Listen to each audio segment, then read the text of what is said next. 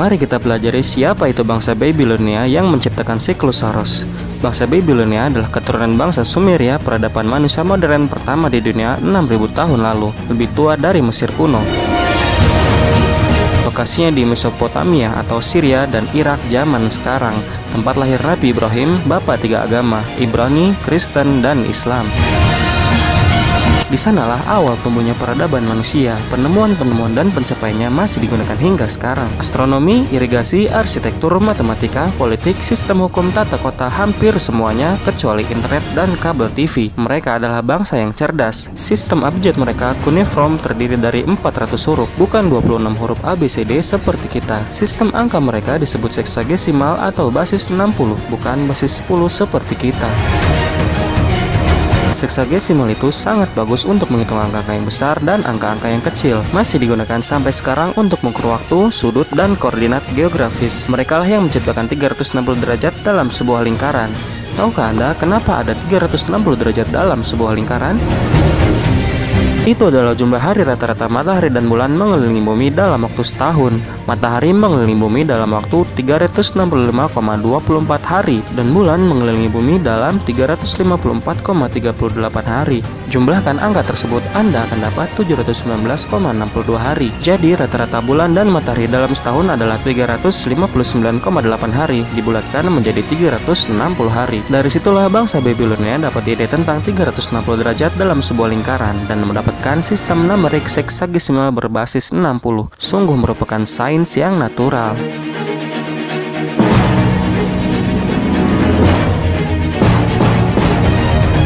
Mereka lah yang menciptakan kalender bulan sainodik, peristiwa astronomikal yang nyata. Tanggal awal dan akhir bulan ditentukan berdasarkan fase bulan. Dari situlah asal kata bulan kalender, itu adalah sains yang natural. Di sisi lain, sistem kalender matahari modern tak ada dasar ilmiahnya. Kalau Anda mau membuat kalender matahari berdasarkan fenomena alam, tahun baru harusnya dimulai kalau tidak musim panas 22 Juni, musim gugur 23 September, musim dingin 22 Desember, atau musim semi 21 Maret. Tapi kalender matahari dimulai tanggal 1 Januari yang tak ada artinya dan berakhir tanggal 31 Desember yang juga tidak ada artinya. Itu sih bukan kalender matahari sungguhan, dan tanggal-tanggal pada bulan kalender juga tidak ada hubungannya dengan bulan. Anda menggunakan kalender matahari yang salah. Tapi bangsa Babilonia juga paham adanya siklus matahari, maka mereka menciptakan apa yang disebut sebagai kalender lunisolar. Itu adalah kalender lunar yang terdiri dari 12 bulan. Jumlah siklus bulan terdekat dengan siklus matahari dalam setahun. Mereka adalah yang menciptakan seminggu terdiri dari 7 hari. Mereka memperhatikan bintang-bintang bergerak dengan arah dan kecepatan yang sama, kecuali ada 7 benda langit yang beda pergerakannya. Mereka menamakannya 7 bintang pengembara. Belakangan oleh bangsa Yunani kuno disebut planets. Itulah asal dari kata planet. Planet bukanlah bola di mana makhluk dapat hidup di atasnya, seperti yang biasa Anda lihat pada kartun CGI yang dipublikasikan oleh NASA. Planet adalah bintang pengembara, bintang yang punya garis edar dan kecepatan sendiri dalam mengelilingi bumi. 7 bintang pengembara alias 7 planet bumi itu adalah Matahari, Bulan, Mars, Merkurius, Jupiter, Venus, dan Saturnus.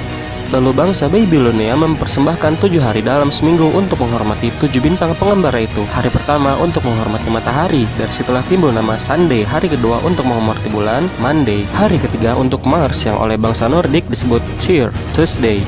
Hari keempat untuk Merkurius, Mercredi dalam bahasa Perancis. Di Jerman dan Belanda disebut dewa Odin atau Woden, Wednesday. Hari kelima untuk Jupiter, Jove. Dalam Nordik adalah dewa Thor, Thursday. Hari ke-6 untuk menghormati Venus, Vernes dalam bahasa Spanyol. Dalam bahasa Nordik adalah Frigg, Friday. Hari ke-7 untuk menghormati Saturnus, Saturday. Itu adalah pengaruh budaya Babilonia, kita masih gunakan itu sampai sekarang.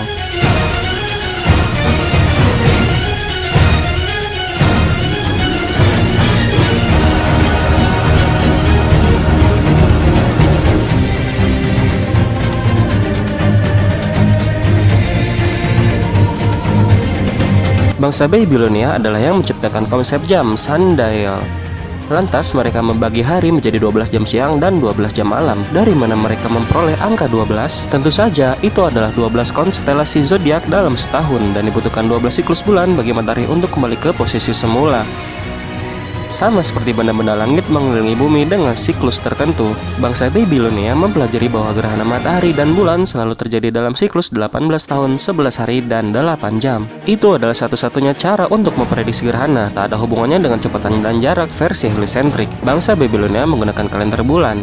Mereka tahu bahwa gerhana matahari selalu terjadi saat bulan baru, dan gerhana bulan selalu terjadi pada bulan purnama. Mereka tahu persis bahwa ketika terjadi gerhana matahari, posisi bulan ada di titik terdekat dengan matahari. Tapi mereka tak pernah berpikir bahwa gerhana matahari akibat tertutup bulan. Ini sangat menarik. Dari kecil kita dikasih tahu dan diajarkan di sekolah bahwa gerhana matahari disebabkan tertutup bulan dan gerhana bulan disebabkan tertutup bayangan bumi bola. Itu adalah teori tanpa satu pun bukti, tapi diajarkan di sekolah seolah fakta. Bangsa Babilonia memperhatikan langit jauh lebih sering dan lebih teliti daripada kita. Mereka tak punya internet dan TV kabel atau media sosial buat chatting. Mereka memiliki berkah waktu untuk hidup selaras dengan alam. Mengapa mereka tak pernah berpikir bahwa bulan yang menutupi matahari? Pertama, karena mereka tahu ada banyak benda-benda langit yang tak dikenal.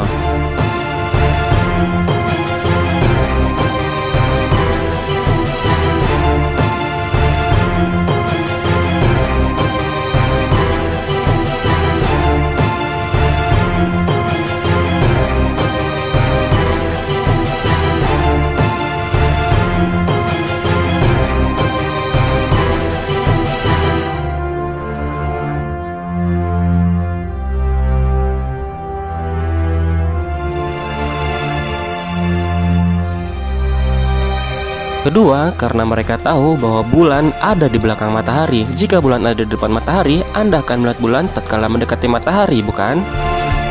Tapi Anda tidak pernah melihat itu. Mari kita gunakan logika. Mengapa Anda tidak bisa melihat bintang di siang hari?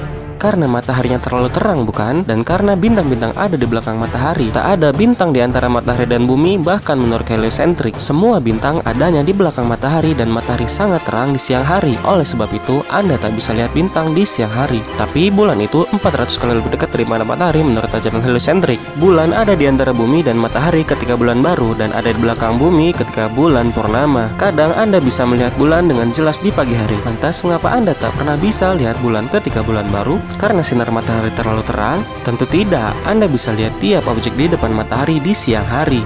Anda bisa lihat awan, pesawat terbang, burung, dan lain-lain. Kadang Anda bisa melihat bulan saat ada sinar matahari. Lantas, mengapa Anda tak pernah bisa melihat bulan ketika bulan baru? Karena bulannya di posisi yang tak terlihat? Itu tidak benar juga. Bahkan menurut heliosentrik, bulan ada di dekat matahari ketika bulan baru. Jadi, mengapa Anda tak pernah melihat bulan ketika bulan baru? Karena bulan ada di belakang matahari ketika bulan baru.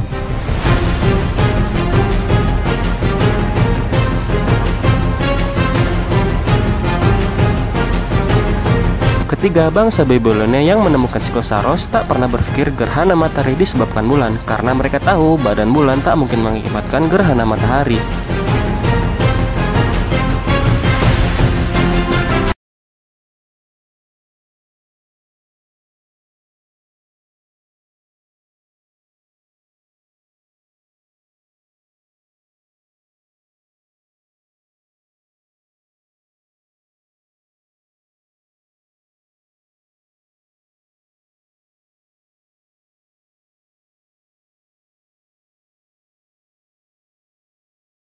Hanya benda langit yang pekat yang bisa membuat gerhana matahari yang seolah datang entah dari mana, sama seperti gerhana bulan yang disebabkan oleh benda langit yang lain, begitu pula gerhana matahari.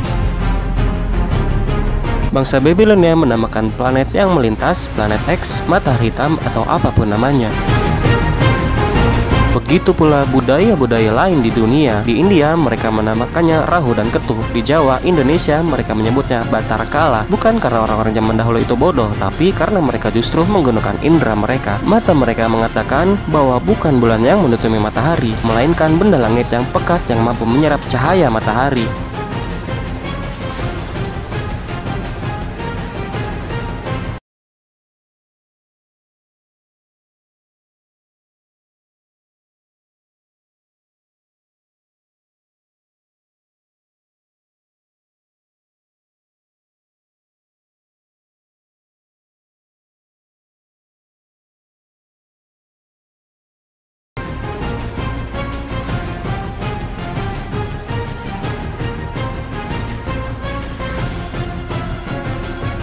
Juga bukan bayangan bumi yang membuat gerhana bulan, itu akibat tertutup benda langit yang sejenis.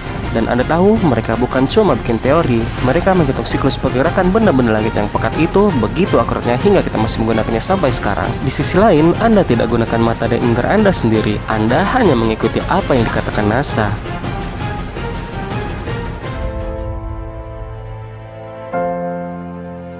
Jika kita cuma bicara soal teori, wajar saja jika kita salah. Wajar saja jika kita berbeda pendapat. Tak akan merugikan Anda jika teori bumi datar itu salah. Secara pribadi, tak jadi masalah jika Anda percaya bumi itu kotak atau segitiga. Baru jadi masalah jika di level sosial.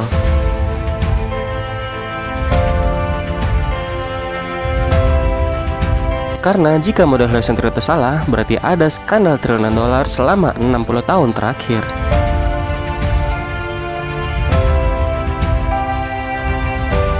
Berarti program angkasa luar dan satelit adalah hoax. Biaya komunikasi kita harusnya tak semahal ini. Hutang negara Anda harusnya tak sebanyak ini. Kebanyakan orang tidak tahu atau tidak mau tahu tentang utang negara mereka. Dunia berutang 68,7 triliun dolar. Tahukah Anda berapa jumlah uang yang beredar di seluruh dunia?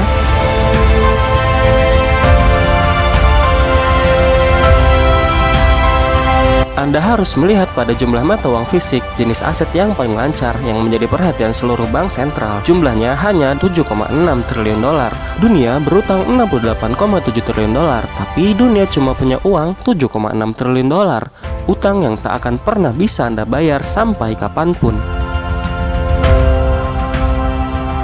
Kepada siapa dunia berutang sedemikian banyak? 99% populasi dunia berutang pada 1% populasi, elit global. Jika Anda masih tak percaya elit global itu ada, sebaiknya Anda dengarkan Menteri Keuangan Indonesia, seorang ibu yang sangat cerdas dan cantik, mantan Managing Director World Bank. Kalau di dunia lebih timpang lagi, 1% orang kaya di dunia menguasai 90% aset dunia itu.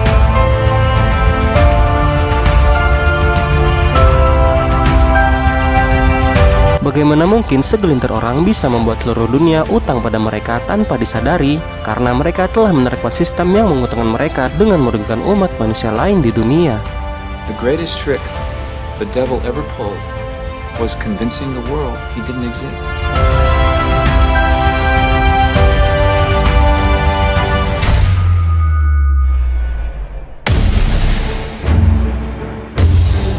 Sahabat, karena durasi sudah melebihi batas, materi ini akan kita lanjutkan di episode selanjutnya ya.